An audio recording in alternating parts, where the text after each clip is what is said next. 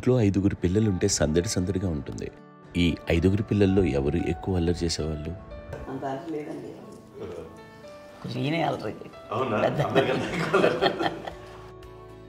అమ్మ ఇక్కడ ఒకటమ్మ, అల్లరికి, హుషారుకి, చలాకితనానికి, చిలిపితనానికి ఆ తేడా తెలుసుకుని చెప్పమ్మా. అల్లరంటే ఇప్పుడు నా ఇమేజ్ ఏమైపోద్ది, అల్లరంటే అల్లరుడు అని, నేనేమో చాలా రావుడు మంచి బాలుడు అనేలాగా నా ఇమేజ్ ఇది. నేను అలాగే చెప్తుండేవాడిని. నా ఉద్దేశం అదే. నేనేమో అల్లరి నన్ను అంటే చలాకితనం, అమ్మ అల్లరు అనుకునేది లేదంటే ఎక్కువ హుషారు కానీ చాలా బాగుండేవాడు అబ్బాయి. ఇంట్లో పనులన్నీ మీకు సాయంగా ఉంటాయి? అవునండి, వాడే చేసేవాడు. అది ఇంట్లో ఎవరు ముట్టుకునేవాడు కాదు, మా నాగబాబు అస్సలు ముట్టుకునేవాడు కాదు. అన్నిటికీ నాకు ఆయన సహాయమే పాపం. నాన్న ఆయన ఉద్యోగం వెళ్ళిపోయారు. నేను పాక్కుంటూ అలాగా వెళుతూ వెళ్ళిపోయాను. నాకు తెలియదు. తర్వాత అమ్మ చెప్తుంటే లేదుగా మాత్రం కొన్ని కమ్మర్ కోలు ఉంది నాది. ఒక అది పెట్టి అది వెళ్ళి కూర్చోతా ఏడుస్తున్నాను రోడ్డు మీద. అయ్యేసరికి వాళ్ళు 3 years.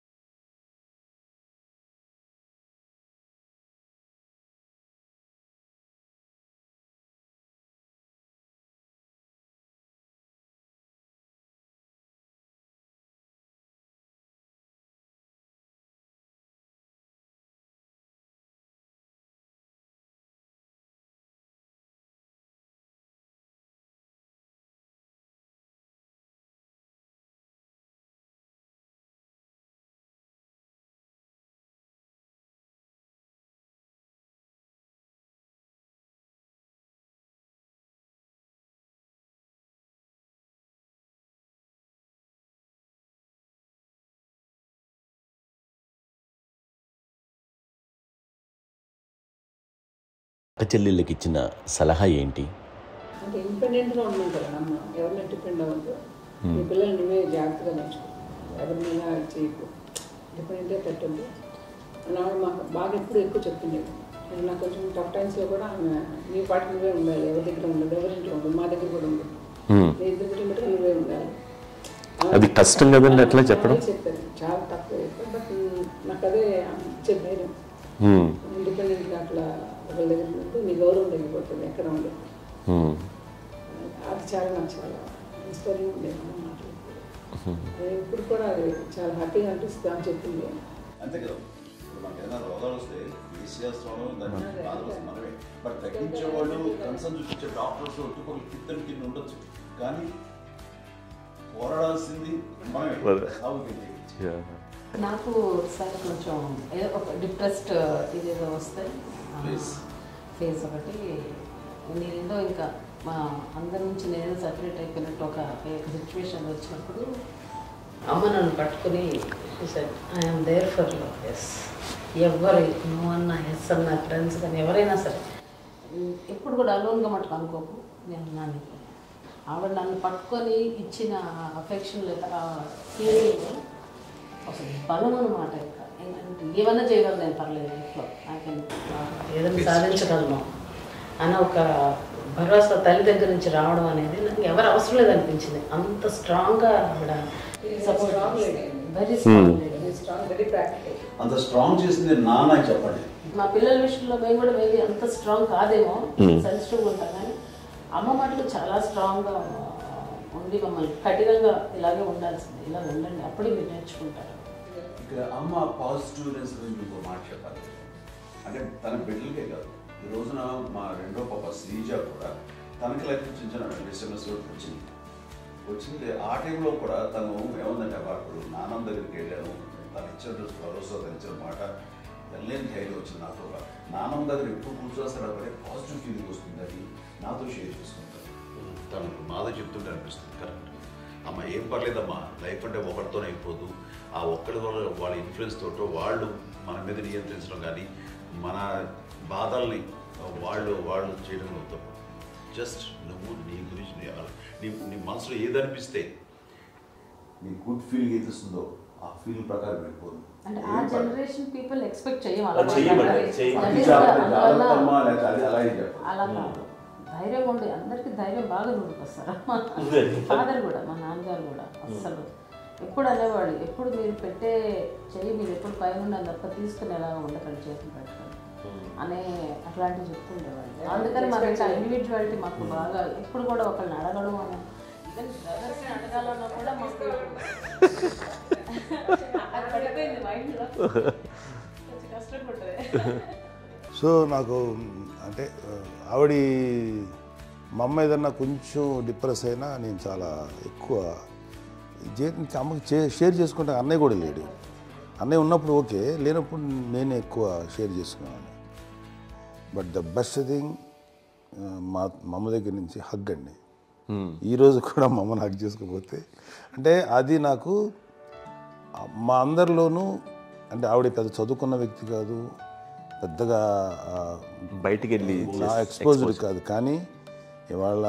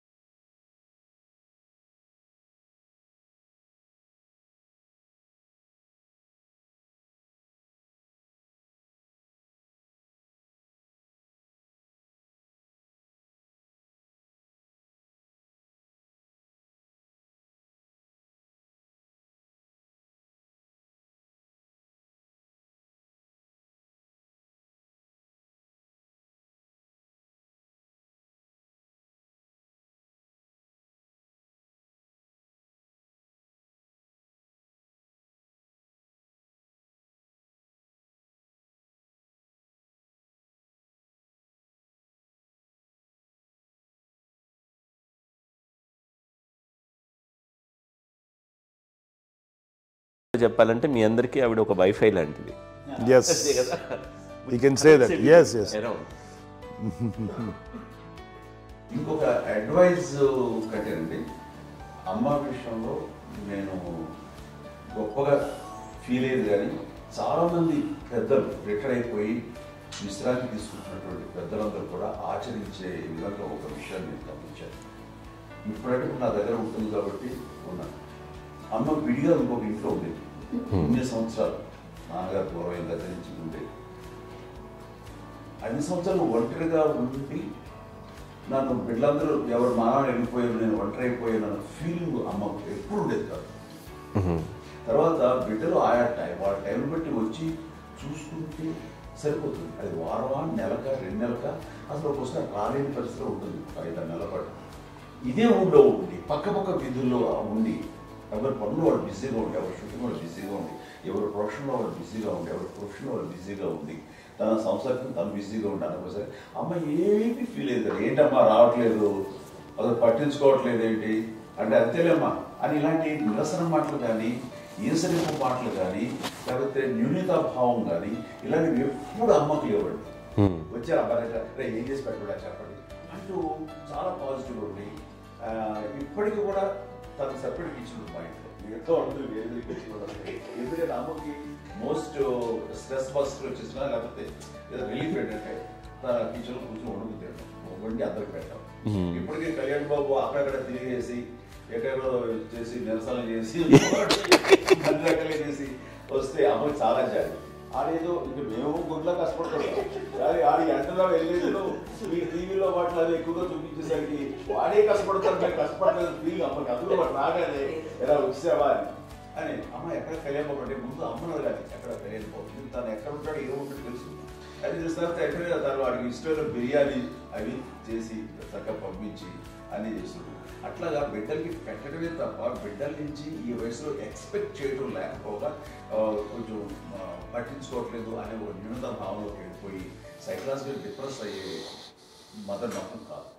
ఆ రకంగా మాకందరికీ భరోసా. మేము కూడా పెద్ద అయినా బిడ్డలు వాళ్ళ ప్రవృత్తి ఉద్యోగరీత్యాల వాళ్ళ వృత్తిరీత్యా వాళ్ళు దూరం అయిపోయి మనల్ని చాలా కమ్యూనికేషన్ గ్యాప్ వచ్చినా సరే బిడ్డలు నాకు దూరం అయిపోయి పట్టించుకోవట్లేదు. ఇలాగే చూసేవాళ్ళు వెళ్ళి ఎంత ఇదిగా పడేవాళ్ళు గురించి ఇప్పుడు ఏమైపోయానో అని ఇంత కించెం బాధపడలేదు వాళ్ళకి అంటూ నెగిటివ్ సైడ్ ఆలోచించే విధానం లేనే లేదు. అది మా అందరికి ఎంత కంఫర్టబుల్ అంటే అంత కదా. ఎందుకోకపోతే మాధవ చూసుకుని మాధవ లేకపోతే నాగబాబు వెళ్తుంటాడు కడియడం వల్ల మా విజయ్ చూసుకుంటున్నది సరే నాకు కళ్యాణ్ బాబు తను చూసుకుంటాడు. ఇలా ఎవరో కూడా వెళ్తూ ఉంటాం. అమ్మ మాత్రం అది వెరీ గుడ్ హెల్దీ. నేను చాలా తల్లిదండ్రులు చూశాను, వాళ్ళు చాలా ఇబ్బంది పడుతూ ఉంటారు, పట్టించుకోవట్లేదు అర్థం చేసుకోగలము కానీ వాళ్ళు వస్తే బాగుంటుంది కదా అనేది ఉంటుంది. ఫీల్ అవుతారు, అలాంటి ఫీలింగ్ ఏం లేదు. పైగా బిడ్డలు వస్తే వాళ్ళకి ఏం చేసి పెట్టాలా అనే ఆలోచన. అది వెరీ హెల్దీ. చాలా మంది ఆచరించాల్సిన ఒక విషయం. చిన్నప్పుడు అన్ని ఆనందాలేనా, మర్చిపోలేని దుఃఖాలు కూడా ఏవైనా ఉన్నాయా? అమ్మ చెప్పాలంటే ఓపికకి, గృహిణిగా తన బాధ్యతలు నిర్వర్తించడానికి అండ్ అన్ని రకాలుగా టేకింగ్ కేర్. దీనికి ఒక మంచి ఉదాహరణ నేను చెప్పగలను. అది తలుచుకున్నప్పుడు నాకు చాలా ఉద్యోగంగా ఉంటుంది, నాకు చాలా కంటితలు వచ్చేస్తుంది. అమ్మకి మేము 5 బిడ్డలు అండ్ పురిట్లోనూ 1 year పెరుగో 2.5 years పెరుగో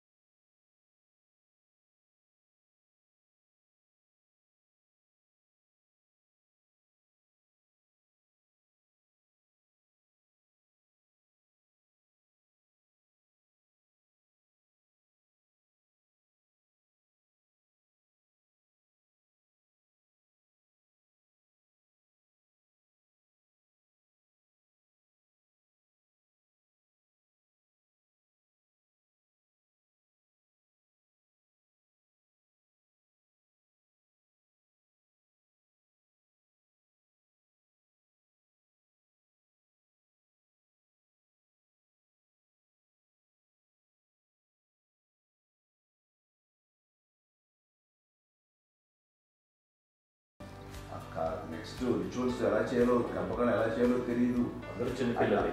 తను చిన్నది, మిగతాందరూ పసివాళ్ళే. సో అలాంటి పరిస్థితుల్లో తమ్మికి వచ్చినప్పుడు చుట్టుపక్కల వాళ్ళు మీరు వచ్చి చేయాల్సిన కార్యక్రమాలు చేశారు. ఆ సమయం నాకు ఎక్కడో కమ్యూనికేట్ చేసి డిపార్ట్మెంట్ ద్వారా నాన్న వచ్చేసరికి అన్నీ అయిపోయింది. ఇప్పటికీ అది నాకు ఇంటిగా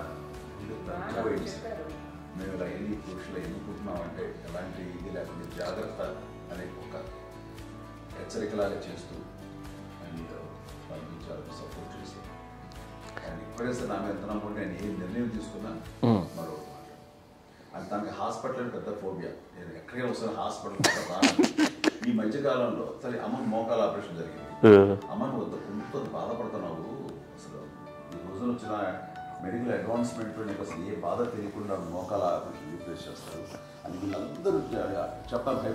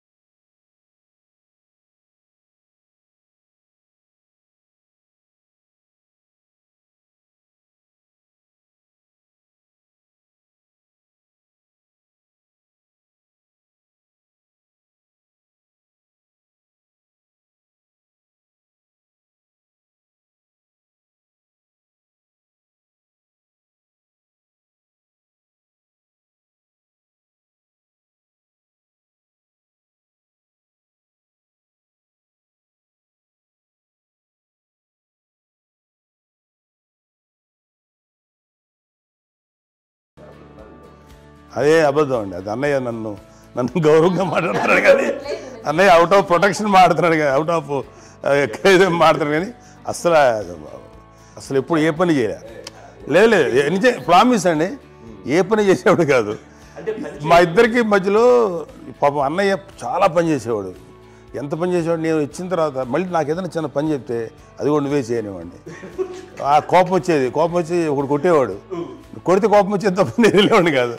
అమ్మకి ఎప్పుడు ఏంటంటే ఒక ఇదే పని చేయడని, అంతే. నిజంగా ఏ పని చేసేవాడిని కాదు. అవునా? లేదు లేదు లేదు మహాప్రేమ.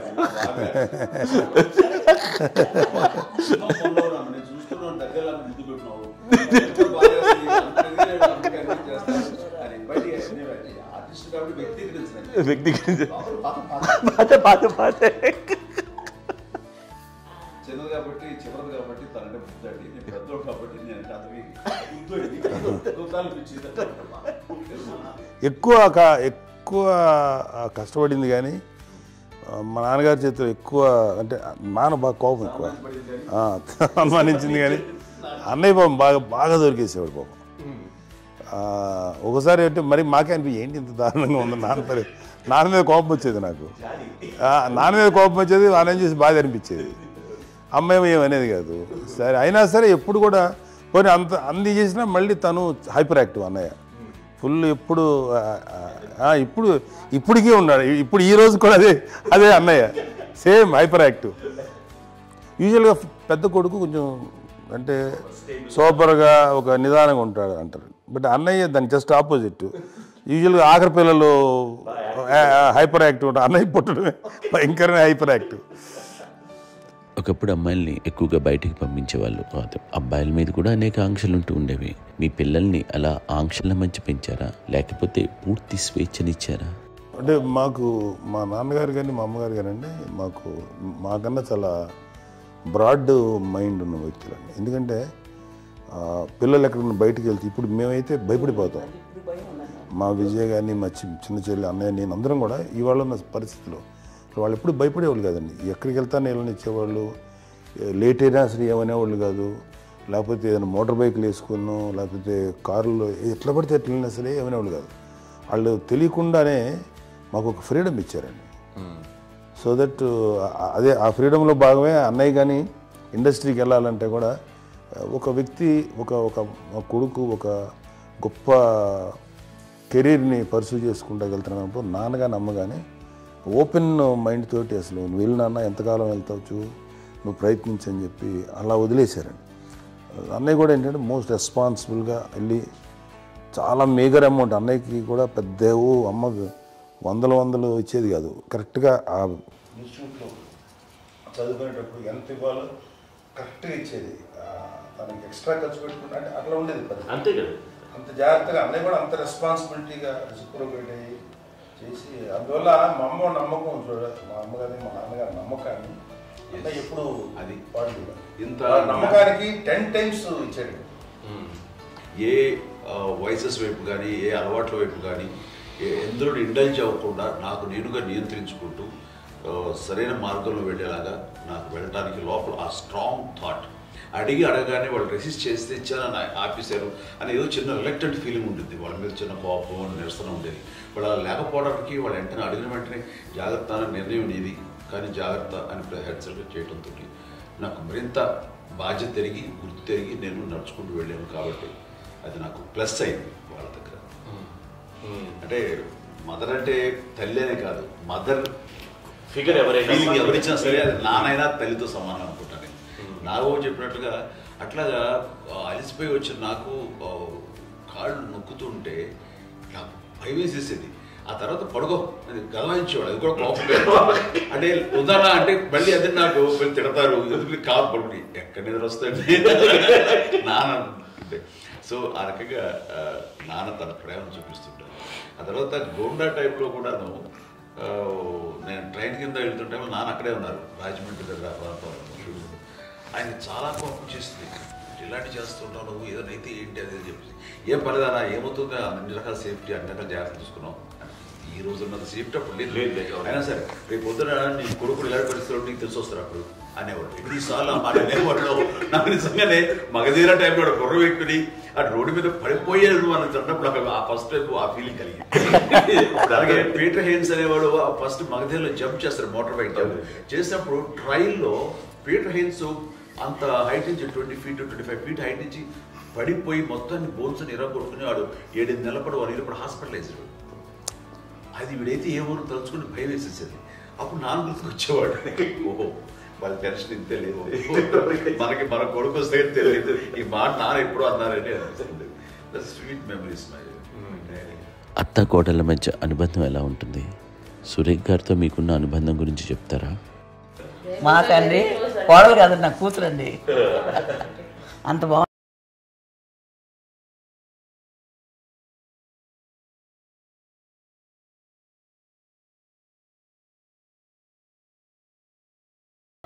మీది ఒక అందమైన ఉమ్మడి కుటుంబం, అందరూ కలిసి ఉంటారు. ఇంత ఆనందంగా ఉండడానికి కారణం ఏంటి? దీనికి పునాది ఎవరే వేశారు? మా నాన్నగారి క్వాలిటీ నేను ఎగ్జాంపుల్ చెప్పగలను. అమ్మ వాళ్ళ ఇంట్లో పెద్దది, వాళ్ళ నాన్నగారు అంటే మా తాతయ్య గారు ప్రొహిబిషన్ డిపార్ట్మెంట్లో సిఐగా ఎస్ఐగా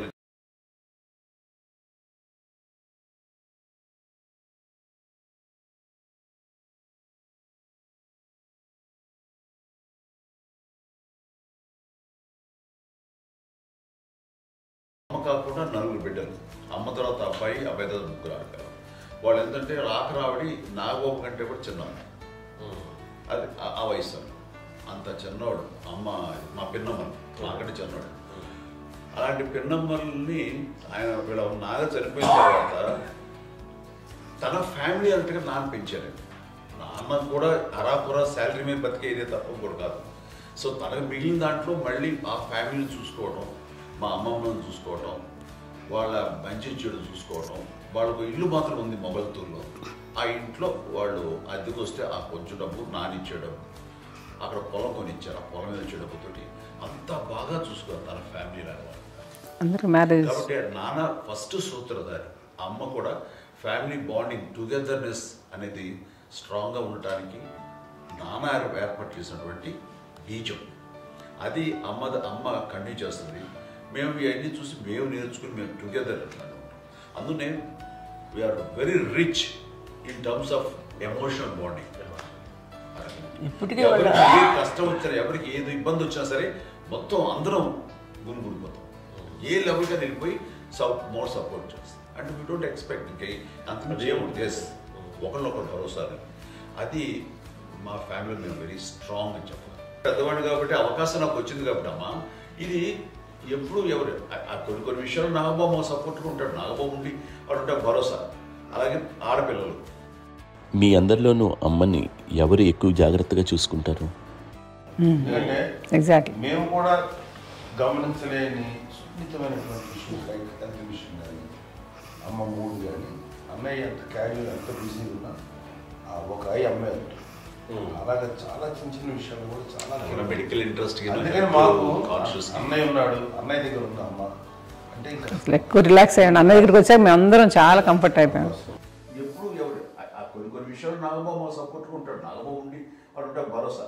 అలాగే ఆడపిల్లలు ఇట్లా ఒకళ్ళొకరు అండి కాంప్లిమెంటింగ్ టు ఈచ్ అదర్ అండి. అది ఒక్కరు కాదండి, అది వాళ్ళ ఆమె చూపించే ప్రేమగా నేను చెప్పగలను. కానీ బట్ దీని అందరూ సూత్రధారి నాన్న తర్వాత అది అమ్మ మెయింటైన్ చేస్తుంది.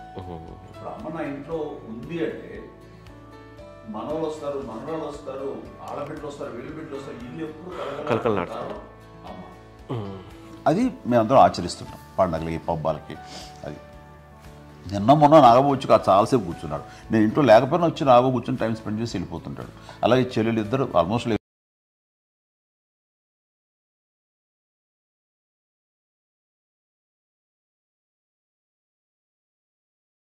వాళ్ళకి మీరు ఇచ్చే సలహా ఏంటి? ఏంటంటే బాగుంటుందండి. పిల్లలు తల్లి కలిసి ఇంకా అక్క చెల్లెలు తమ్ముడు అందరూ కలిసిమెలిసి అన్నీ ఉంటా సంసారం నిలబడుతుంది. లేకపోతే ఏముందండి ఇక్కడ వెళ్ళిపోతారు, విడిపోతే ఎక్కడ ఎవరు బాగా అని చాలా ప్రేమలు ఇప్పుడు లేవండి, తగ్గిపోయింది. మెకానికల్ చాలా మటుకు ఏదో ఇంకా వాళ్ళ పనులు చేసుకోవడం ఏదో జరిగిపోతూ ఉంది అనుకోండి. అంత ప్రేమలు ఎక్కడ లేవండి ఇప్పుడు ఈరోజు. అంటే ఒకప్పుడు ఒకళ్ళకి ఇంకొకళ్ళు భరోసాగా ఉండేవాళ్ళు, అంటే అందరూ కలిసి సపోర్ట్గా ఇది చేయడం.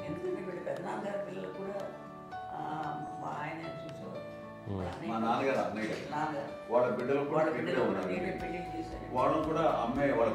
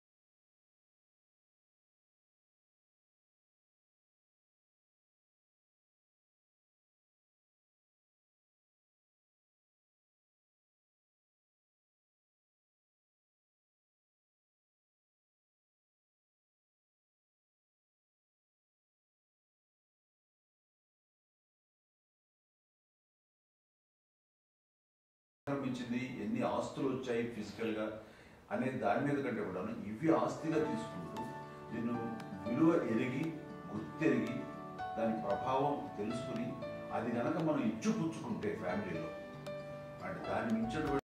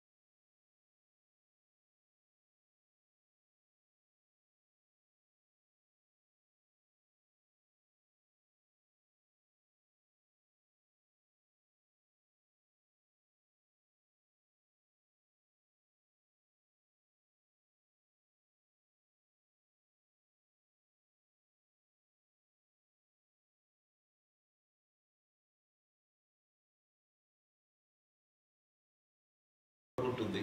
మా చెల్లెలు కూడా వస్తే నేను అనుకోవట్లేదు, సూర్య కూడా బదులు ఉంటుందని నేను అనుకోవటం లేదు. అలాంటి గొప్పగా ఇది. అండ్ ఆ రకంగా షీఈస్ వెరీ చాలా గొప్ప జన్మ. అమ్మకి చిన్న మానసికంగా చిన్న ఏదో ఒక డిప్రెషన్ ఏదో వచ్చింది. ఏదో నాన్న గుర్తుకొచ్చో, నాన్న లేరనో, లేకపోతే వాళ్ళ అమ్మగారు కూడా అదే టైం చనిపోయారనో, తన దగ్గర ఉంటారు ఏదో ఉన్నప్పుడు మేము అందరం సపోర్ట్గా ఉండి మా పొలం నా దగ్గర ఉంది అని చెప్పేసి అప్పట్లో అమ్మ వేరే ఉంది. ఉన్నప్పుడు ఒకటే మాట, అమ్మ నీలాంటి గర్భం అంటే అంజనమదే గర్భం అని బయట ఎన్నోసార్లు నా ఫ్రెండ్స్ కానివ్వండి, బయట కానివ్వండి, కొన్ని సందర్భాల్లో మీటింగ్లో కానివ్వండి, స్పీచెస్లో కానీ అన్నవాళ్ళు ఎంతోమంది అన్నారు. వాళ్ళ మాట్లాడడానికి రీజన్ తెలుసా నీకు? కోటాను కోటల్లో ఎంతమంది తల్లులకు నీకు వచ్చిన అదృష్టం, నీకు లభించినటువంటి వరం ఎంత లభిస్తున్నావు.